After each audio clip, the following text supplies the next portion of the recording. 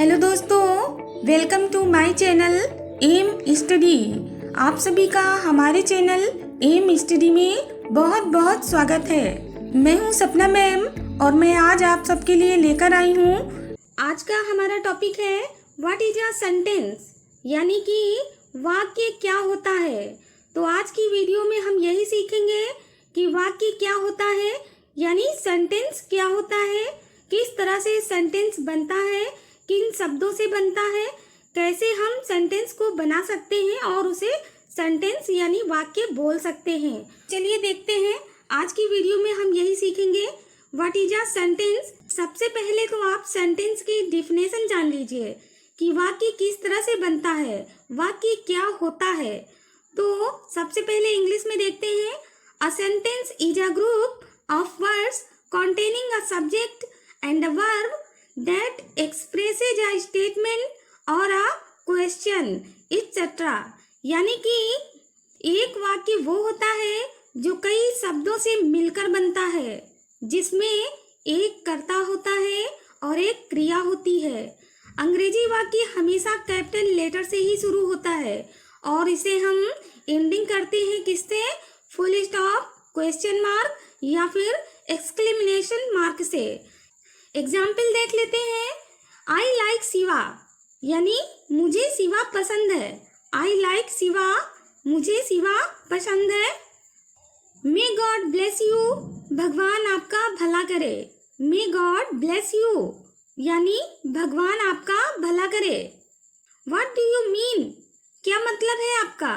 What do you mean, यानी क्या मतलब है आपका? Wow I won the match, अरे वाह मैं तो मैच जीत गया। Wow I won the match, अरे वाह मैं तो मैच जीत गया। तो ये हमारे सेंटेंस हैं।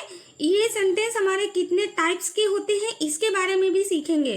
अब देखते हैं हम टाइप्स ऑफ सेंटेंसेस, यानी सेंटेंस कितने प्रकार के होते हैं। There are 5 types of sentences, यानी वाक्य 5 प्रकार के होते हैं। कितने प्रकार के होते हैं? 5 प्रकार के होते हैं। लेकिन इससे पहले हम वाक्यों का क्लासिफिकेशन करेंगे, यानी उनका वर्गीकरण करेंगे। वर्गीकरण में आपको ये पता चलेगा कि कितने प्रकार के वाक्यों को किस तरह से हम लिखते हैं, किस तरह से बोलते हैं, किस तरह से समझते हैं। क्लासिफिकेशन ऑफ सेंटेंसेस, यानी वाक्यों के प्रकारों का वर्गीकरण। जो वाक्य होते हैं उनके कई प्रकार होते हैं और उन प्रकारों के भी 2-3 प्रकार होते हैं जिसके बारे में सीखेंगे। तो सबसे पहले हम देखते हैं क्लासिफिकेशन 1, यानी कि जो प्रथम वर्गीकरण है उसमें कितने प्रकार के सेंटेंस होते हैं ये जानते हैं। सबसे पहला होता है असर्टिव या डिक्लेरेटिव सेंटेंसेस, यानी कि घोषणात्मक, स्वीकारात्मक या वर्णनात्मक सेंटेंसेस, यानी जो स्वीकार किए जाते हैं, डिक्लेयर किए जाते हैं, यानी जिनकी घोषणा की जा सकती है, वे सेंटेंस हमारे असर्टिव या डिक्लेरेटिव सेंटेंसेस की श्रेणी में आते हैं। नंबर 2 पे आते हैं इंट्रोगेटिव सेंटेंसेस। इंट्रोगेटिव सेंटेंसेस का मतलब होता है प्रश्नवाचक वाक्य। इंट्रोगेटिव सेंटेंसेस यानी कि प्रश्नवाचक वाक्य, जिसमें किसी भी प्रकार का प्रश्न पूछा गया हो या प्रश्न किया गया हो, वे सेंटेंस हमारे इंट्रोगेटिव सेंटेंसेस होते हैं। नंबर 3 पे आता है इंपरेटिव सेंटेंसेस, यानी कि आज्ञा सूचक वाक्य। वे सेंटेंसेस हमारे जिसमें हम किसी प्रकार की आज्ञा या आदेश देते हैं या फिर हम रिक्वेस्ट करते हैं, तो ये सारे सेंटेंस हमारे कौन सी श्रेणी में आते हैं? इंपरेटिव सेंटेंसेस की श्रेणी में। इसके बाद नंबर 4 पे आता है एक्सक्लामेटरी सेंटेंसेस। एक्सक्लामेटरी सेंटेंसेस यानी विस्मयादि बोधक वाक्य, जिसमें किसी भी प्रकार का विस्मय होता है, यानी अचानक से कोई बात होती है, वे सेंटेंसेस हमारे एक्सक्लामेटरी सेंटेंसेस की श्रेणी में आते हैं। फिर आता है नंबर 5, जिसमें ऑप्टेटिव सेंटेंसेस होते हैं। ऑप्टेटिव सेंटेंसेस यानी कि इच्छा सूचक वाक्य, जिसमें हम अपनी इच्छा से किसी को दुआ करते हैं, विश करते हैं या किसी को बद्दुआ भी करते हैं, तो वे सारे सेंटेंसेस हमारे ऑप्टेटिव सेंटेंसेस की श्रेणी में आते हैं। तो ये तो था हमारा क्लासिफिकेशन 1, यानी प्रथम वर्गीकरण। देखते हैं सेकेंड वर्गीकरण यानी कि क्लासिफिकेशन 2।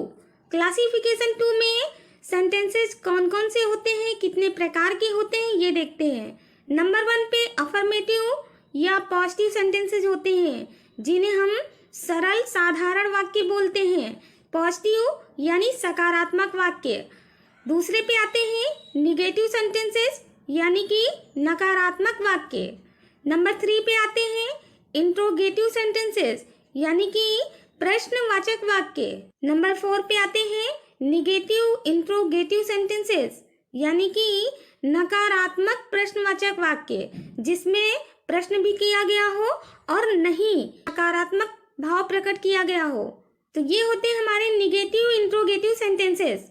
इसके बाद देखते हैं क्लासिफिकेशन 3 जिसमें सिंपल सेंटेंसेस। नंबर 1 पे है सिंपल सेंटेंसेस यानी कि साधारण या सरल वाक्य।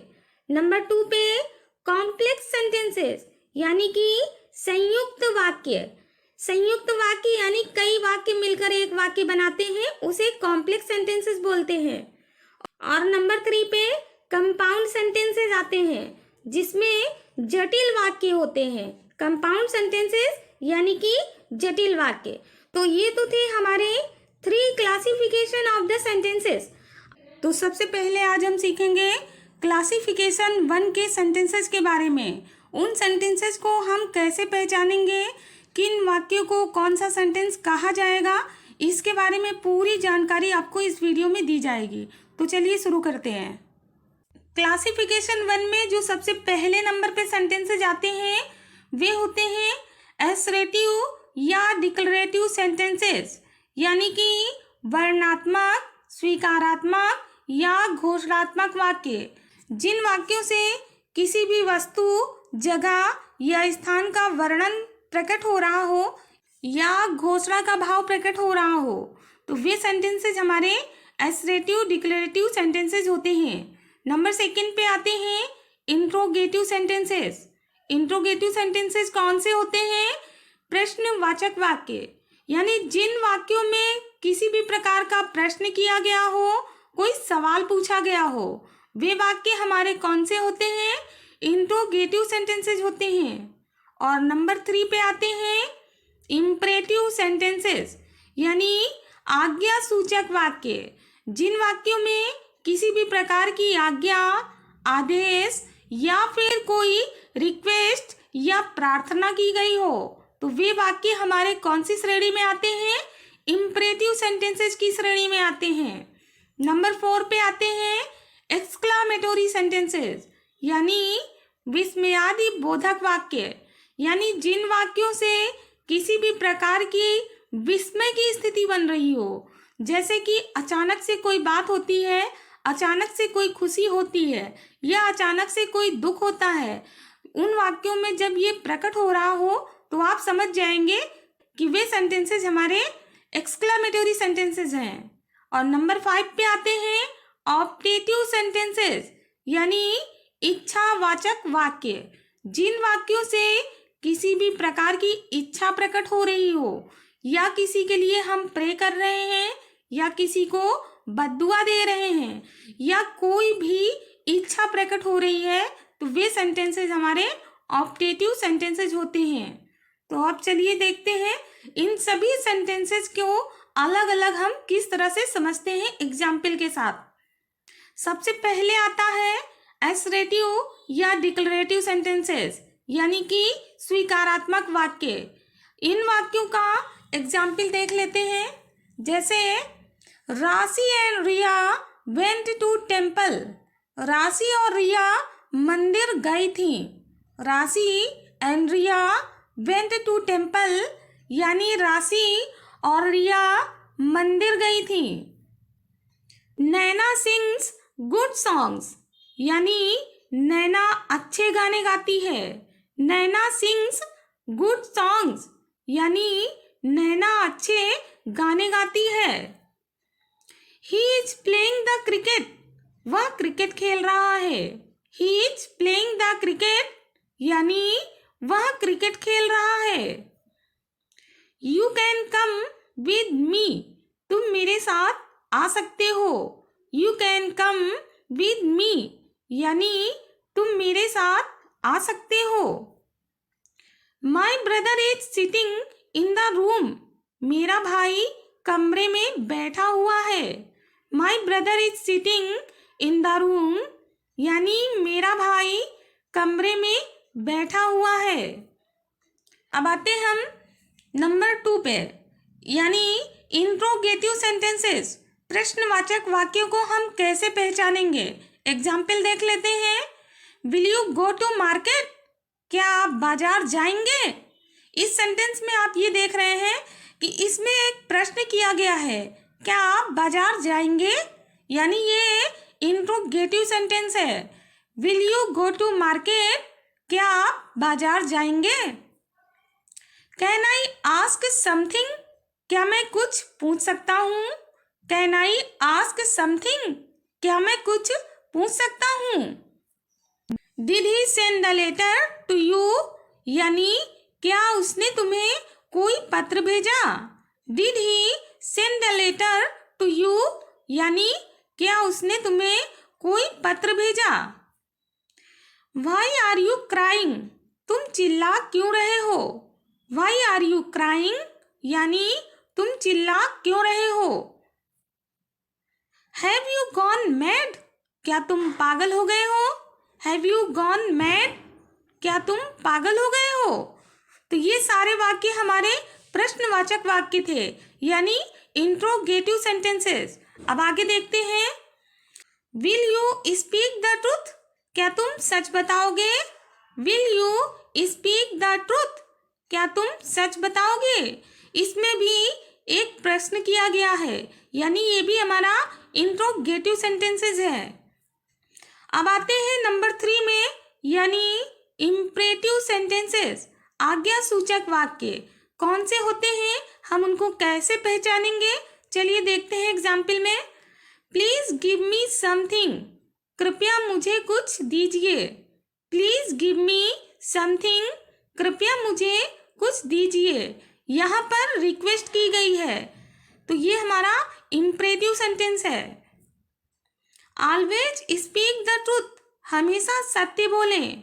ऑलवेज स्पीक द ट्रूथ, हमेशा सत्य बोलें। यहाँ पर सजेशन दिया गया है, यानी सुझाव दिया गया है। ऑलवेज स्पीक द ट्रूथ, हमेशा सत्य बोलें। ये भी हमारा इम्परेटिव सेंटेंस है। डोंट कॉपी एनीवन, किसी की नकल मत करो। डोंट कॉपी एनीवन, किसी की नकल मत करो। फॉलो द इंस्ट्रक्शंस, निर्देशों का पालन करें।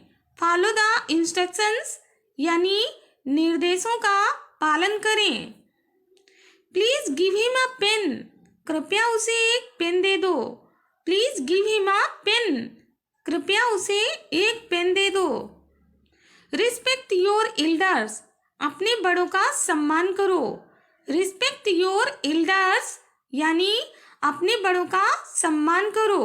ये सारे सेंटेंस में हमारे कोई रिक्वेस्ट थी या फिर किसी प्रकार की प्रार्थना थी, और आदेश भी था, सुझाव भी था।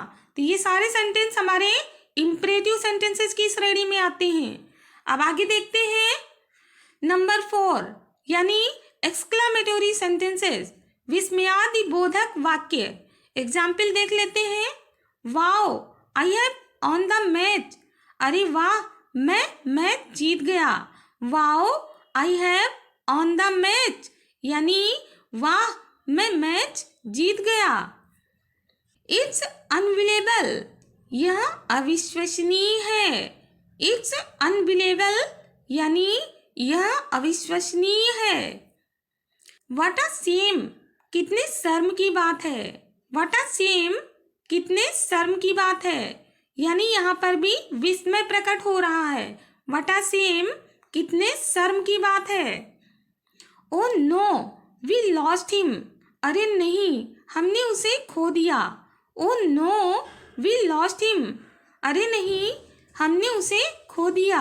यानी अचानक से कोई बात हो गई तो हमारे मुंह से ऐसा निकला, oh no, we lost him, अरे नहीं, हमने उसे खो दिया।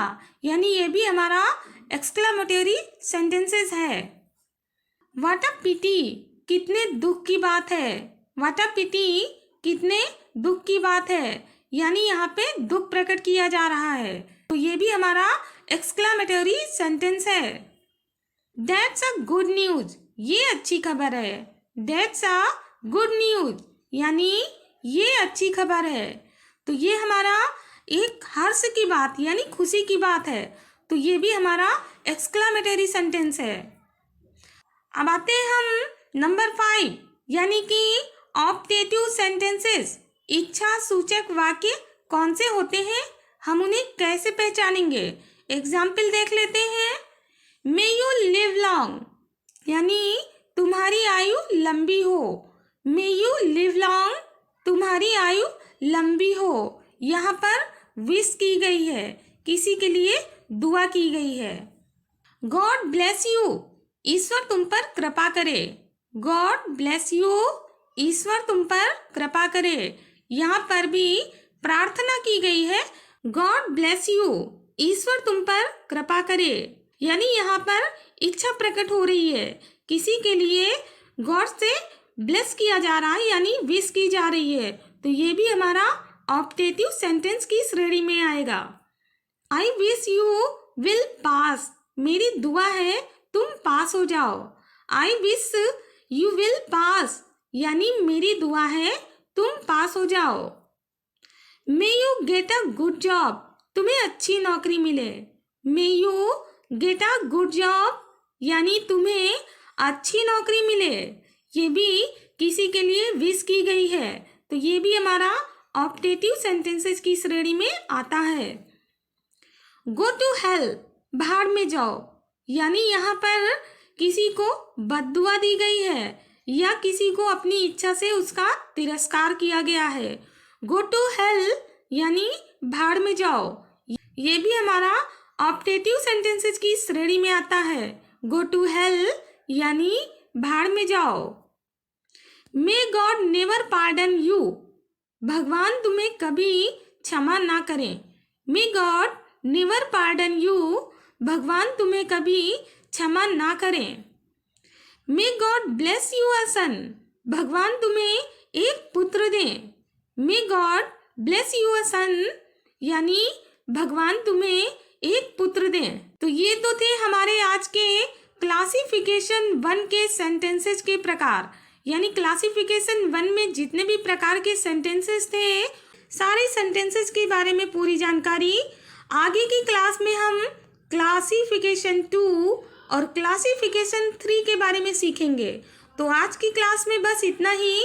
आप सभी लोग इन सभी सेंटेंसेस का बहुत अच्छे से प्रैक्टिस करते रहिएगा, ताकि आपको सेंटेंसेस की जानकारी बहुत अच्छे से प्राप्त हो सके। तो आज के लिए बस इतना ही। अब फिर मिलते हैं हम लोग अपनी नेक्स्ट वीडियो में। तब तक आप सभी अपना ध्यान रखिएगा और इंग्लिश स्पोकन की प्रैक्टिस जरूर करते रहिएगा। और अगर आपके मन में हमारे चैनल या हमारे वीडियो से रिलेटेड कोई भी क्वेश्चन या कोई भी सुझाव है तो प्लीज़ कमेंट बॉक्स में कमेंट जरूर कीजिएगा, ताकि हम अपनी वीडियोज़ को और अधिक इम्प्रूवमेंट कर सकें। Thanks for watching. Take care all of you. जय हिंद, जय भारत।